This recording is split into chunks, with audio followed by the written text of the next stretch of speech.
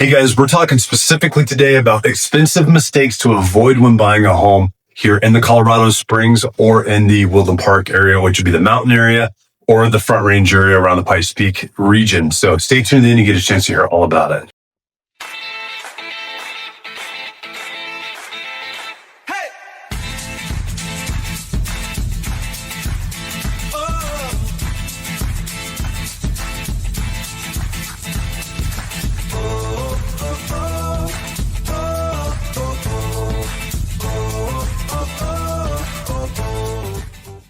Real quick, guys, before we get to meat and potatoes, I just want to say if you've got any real estate needs whatsoever, please don't hesitate to reach out to my team and I. We're the James Mountain Home Team. We are your local mountain real estate experts. We're a team of local real estate agents that love living in this area, love working in this area, and we're experts in this area. So please reach out to us. You can call us or text us at 719-266-2725. You can also email us at info@jdmrt.net, and we'll get back to you as quickly as possible. Don't forget, we got 2 free resources down below. We got the Pikes Peak Relocation Guide, which gives all kinds of information, similar information to what I'm going to be giving you today, but even more explicit and direct on a lot of this stuff as well. Plus, we have the Buy Local Guide that's got all of our local contractors and vendors that are out here too that we recommend. Check out our homepage as well, jdmountainhome.com. That's got all this info on it for you as well. All of this stuff is free. It's at your fingertips. Take advantage of it. And don't forget, hit that subscription button and that notification bell. That way you get notified every time there's a new video that comes out. Okay, so we're talking today specifically about expensive mistakes to avoid when buying. And these things are things that your agent, your buyer's agent, should know and understand. But this is also why it's important to have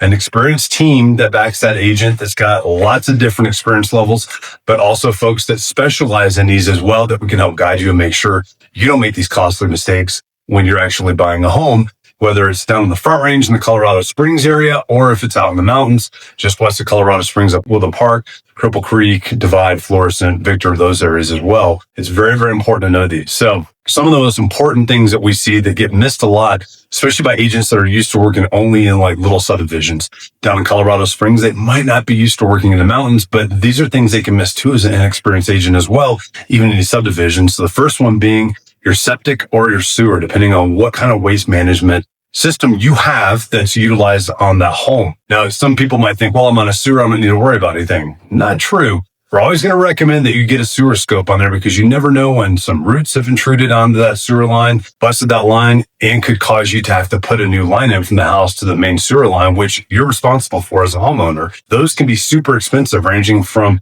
the $15,000 on the low end all the way up to, $30,000, depending on how much excavation needs to be done as well. There's lots of different new techniques that can be done out there. It could also be dependent on if it's a super old home and it's got, the old clay type pipes that are prone to break over time as well. It's just good to be able to know this stuff up front. It's an expensive fix that can be taken care of by the seller before you close.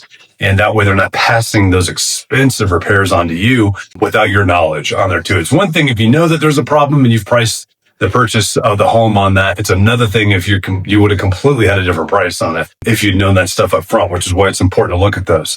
On the septic side, it's important because you want to make sure that that septic has been pumped and inspected. Now, in El Paso County, that's required. So they're 100% required to do that. The health department regulates that, and it has to be done before it changes hands. And they're basically changing that permit over to the next owner that's on there as well. In Teller County, it's not. In fact, it's one of the few counties in Colorado where it's not, because the health department's not very big. Every county around Teller County requires it, but Teller County doesn't, which is why it's important to have an agent that knows and understands that so they can write that into the contract and make sure that the seller is taking care of that, which would be the norm anywhere else as well. Because that system, if it needs to be replaced, can be a $35,000 system to replace. That is not cheap, and it blows people's minds all the time. It's because they had to be engineered. There's all these new requirements because of the environmental stuff that kind of goes with that as well, that require these systems to be done a certain way, and they can be very expensive. So you want to make sure that's handled right up front and that the sellers have that stuff taken care of. We always prep our sellers for that as a listing agent on there in Teller County, like, hey, be ready. This is what's going to happen. But sometimes you get an agent that's not used to this area. They don't ask for that.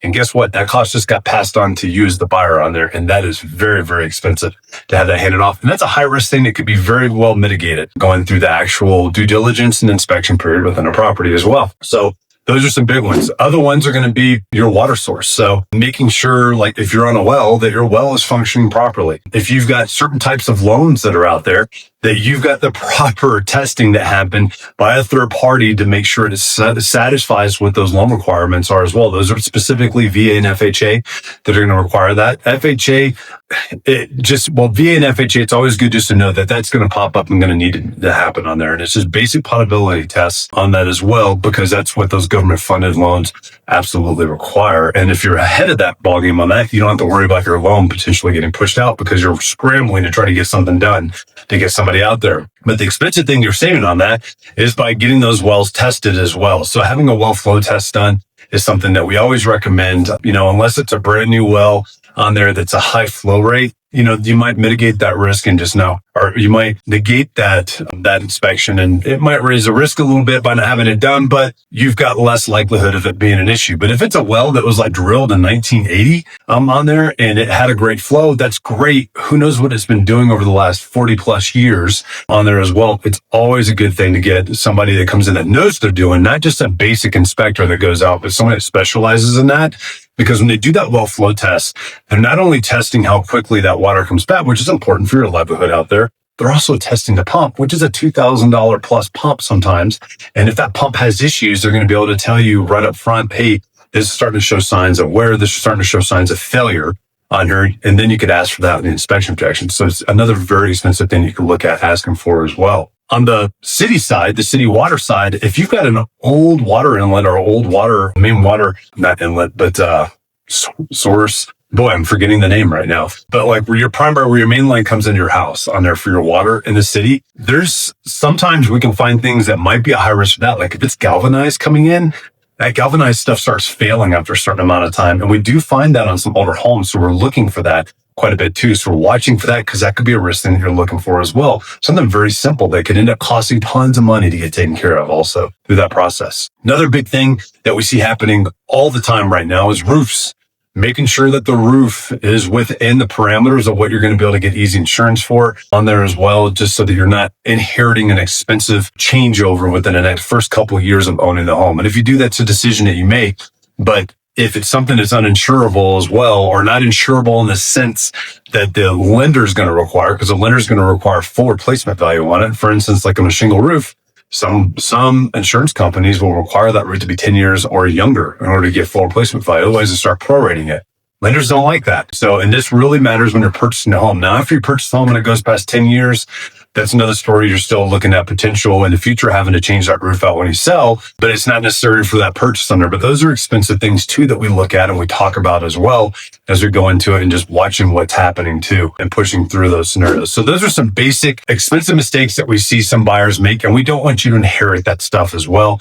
We want to capture that stuff up front so that way we know it and we can actually go through the due diligence and help you get through that.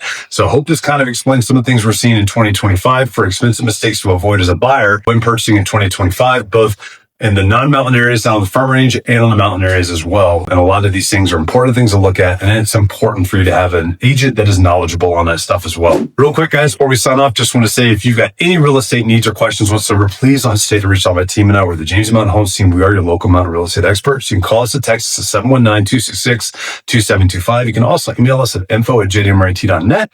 And we'll get back to you as quickly as possible. Don't forget your 2 free resources down below. You got the Pikes Peak Relocation Guide. We also have the Buy Local Guide. And don't forget to check out our webpage, jdmountainhome.com, to see all this information and more at your fingertips. Free information for you to just feed that need or that knowledge base on for you as well for different communities as well as real estate education on there. And don't forget, hit that subscription button, that notification bell. That way you get notified every time a new video comes out. I can't wait to see you guys next time.